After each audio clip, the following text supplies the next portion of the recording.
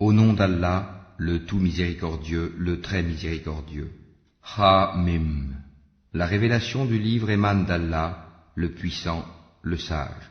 Nous n'avons créé les cieux et la terre et ce qui est entre eux qu'en toute vérité et pour un terme fixé. Ceux qui ont mécru se détournent ceux dont ils ont été avertis. Dis, que pensez-vous de ceux que vous invoquez en dehors d'Allah? Montrez-moi donc ce qu'ils ont créé de la terre. Où ont-ils dans les cieux une participation avec Dieu? Apportez-moi un livre antérieur à celui-ci, le Coran, ou même un vestige d'une science, si vous êtes véridique. Et qui est plus égaré que celui qui invoque en dehors d'Allah, celui qui ne saura lui répondre jusqu'au jour de la résurrection? Et elles, leurs divinités, sont indifférentes à leur invocation. Et quand les gens seront rassemblés pour le jugement, elles seront leurs ennemis et nieront leur adoration pour elles. Et quand on leur récite nos versets bien clairs, ceux qui ont mécru disent à propos de la vérité une fois venue à eux, c'est de la magie manifeste. Ou bien ils disent, il l'a inventé. Dis, si je l'ai inventé, alors vous ne pourrez rien pour moi contre la punition d'Allah. Il sait parfaitement ce que vous propagez en calomnie contre le Coran. Allah est suffisant comme témoin entre moi et vous, et c'est lui le pardonneur, le très miséricordieux. Dis, je ne suis pas une innovation parmi les messagers, et je ne sais pas ce que l'on fera de moi ni de vous. Je ne fais que suivre ce qui m'est révélé, et je ne suis qu'un avertisseur clair. Dis, que direz-vous si cette révélation s'avère venir d'Allah, et que vous n'y croyez pas, qu'un témoin parmi les fils d'Israël en atteste la conformité au Pentateuque, et y croit pendant que vous le repoussez avec orgueil. En vérité, Allah ne guide pas les gens injustes. Et ceux qui ont mécru dirent à ceux qui ont cru, si ceci était un bien, les pauvres ne nous y auraient pas devancés. Et comme ils ne se seront pas laissés guider par lui, ils diront, ce n'est qu'un vieux mensonge. Et avant lui, il y avait le livre de Moïse comme guide et comme miséricorde. Et ceci est un livre confirmateur en langue arabe, pour avertir ceux qui font du tort et pour faire la bonne annonce aux bienfaisants. Ceux qui disent, notre Seigneur est Allah, et qui ensuite se tiennent sur le droit chemin. Ils ne doivent avoir aucune crainte et ne seront point affligés. Ceux-là sont les gens du paradis, où ils demeureront éternellement en récompense de ce qu'ils faisaient. Et nous avons enjoint à l'homme de la bonté envers ses pères et mères. Sa mère l'a péniblement porté et en a péniblement accouché.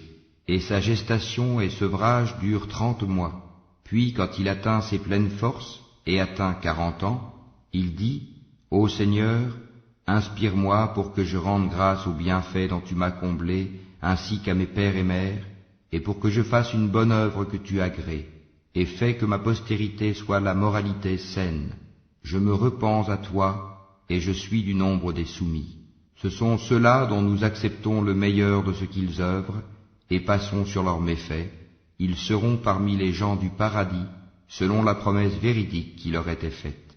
Quant à celui qui dit à ses pères et mères, filles de vous deux, me promettez-vous qu'on me fera sortir de terre alors que des générations avant moi ont passé?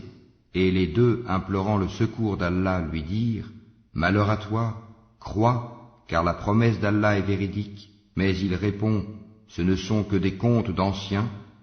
Ce sont ceux-là qui ont mérité la sentence prescrite en même temps que des communautés déjà passées avant eux parmi les djinns et les hommes. Ils étaient réellement perdants.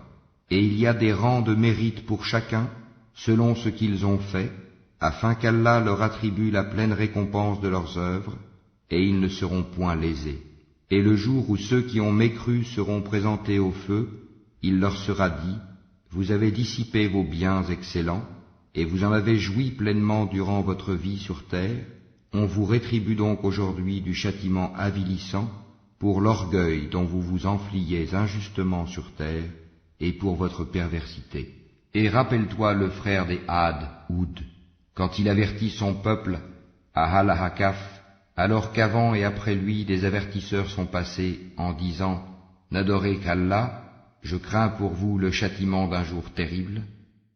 Ils dirent « Es-tu venu à nous pour nous détourner de nos divinités? Eh bien, apporte-nous ce que tu nous promets si tu es du nombre des véridiques. » Il dit, la science n'est qu'auprès d'Allah. Je vous transmets cependant le message avec lequel j'ai été envoyé, mais je vois que vous êtes des gens ignorants. Puis, voyant un nuage se dirigeant vers leur vallée, ils dirent, voici un nuage qui nous apporte de la pluie. Au contraire, c'est cela même que vous cherchiez à hâter. C'est un vent qui contient un châtiment douloureux, détruisant tout par le commandement de son Seigneur. Puis, le lendemain, on ne voyait plus que leur demeure. Ainsi, rétribuons-nous les gens criminels.